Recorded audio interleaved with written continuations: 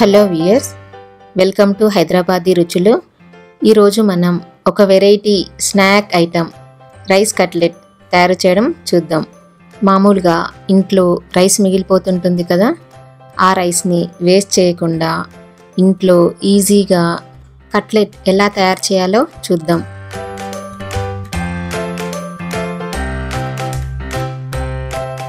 నేను ఇక్కడ 1 cup rice ఒక మిక్సింగ్ బౌల్లోకి తీసుకున్నాను. దాంట్లో 2 పెద్ద సైజు ఆలుని ఉడికించి మ్యాష్ చేసి వేసుకున్నాను. లేదా ఉడికించిన ఈ బంగాళాదుంపల్ని గ్రేట్ చేసి కూడా వేసుకోవచ్చు. దాంట్లో చిన్న చిన్న ముక్కలుగా కట్ చేసిన ఒక ఉల్లిపాయ, 1/2 కప్ కొత్తిమీర, చిన్నగా తరిగి పెట్టుకున్న 2 పచ్చిమిర్చి ఆప్షనల్, సన్నగా తరిగిన చిన్న అల్లం ముక్క, ఇంకా 1/2 టీ స్పూన్ కారం పొడి, 1/2 టీ స్పూన్ ధనియాల పొడి, 1 టీ స్పూన్ లేదా టేస్ట్కి తగినంత salt, 1/2 teaspoon chaat masala, 1/2 teaspoon garam masala, ఇవన్నీ వేసుకుని బాగా కలుపుకోవాలి. బైండింగ్ కోసం 2 టేబుల్ స్పూన్స్ కార్న్ఫ్లోర్ వేసుకోవాలి. కార్న్ఫ్లోర్ లేదనుకుంటే మైదా పిండి కూడా వేసుకోవచ్చు. ఇవన్నీ మిక్స్ అయ్యేటట్టుగా బాగా కలుపుకోవాలి. సాల్ట్ సరిచూసుకొని సరిపోలేదనుకుంటే వేసుకోవచ్చు.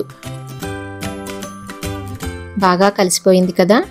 ఇప్పుడు నిమ్మకాయ అంత చిన్న ముద్దను తీసుకుని ఇలా బాల్లాగా చేసుకుని దీన్ని మనకు కావాల్సిన షేప్లో తయారు చేసుకోవచ్చు. రౌండ్గా కానీ లేదా ఇలా ఓవెల్ షేప్లో కానీ మనకు కావాల్సిన షేప్లో వీటిని తయారు చేసుకోవచ్చు.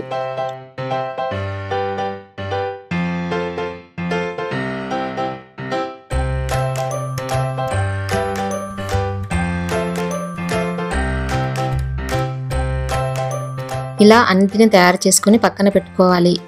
ఒక ప్లేట్లో బ్రెడ్ క్రమ్స్ని తీసుకోవాలి.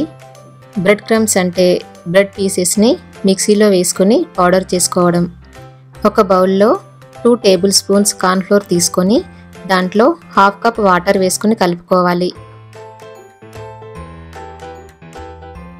మనం ఇందాక తయారు చేసుకున్నాం కదా కట్లెట్స్ని, వాటిని ఒక్కొక్కటిగా తీసుకుని కార్న్ఫ్లోర్ మిక్చర్లో డిప్ చేసుకోవాలి.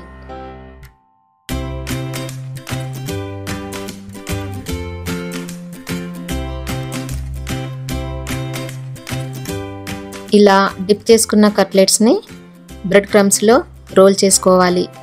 ఇలా రోల్ చేసుకుని లైట్గా ప్రెస్ చేసుకోవాలి. అంటే బ్రెడ్ క్రమ్స్ దానికి సరిగ్గా అతుకునేటట్టుగా లైట్గా ప్రెస్ చేసుకోవాలి.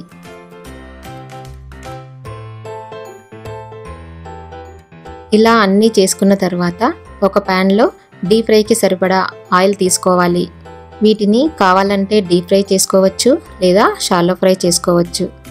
ఇక్కడ నేను డీప్ ఫ్రై చేసుకుంటున్నాను. ఆయిల్ వేడెక్కిన తర్వాత ఒక్కొక్కటిగా వేసుకోవాలి.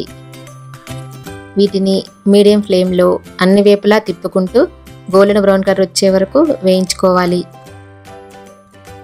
చూస్తున్నారు కదా, చూస్తుంటేనే తినాలనిపిస్తున్న రైస్ కట్లెట్స్ తయారైపోయాయి. మీరు కూడా టేస్ట్ చేసి చెప్తారు కదా. మీకు ఈ వీడియో నచ్చినట్టయితే కింద లైక్ బటన్ ఉంది కదా, దాన్ని ప్రెస్ చేసి షేర్ చేయండి. కొత్త వీడియోస్ కోసం సబ్స్క్రైబ్ చేయడం మాత్రం మర్చిపోవద్దు.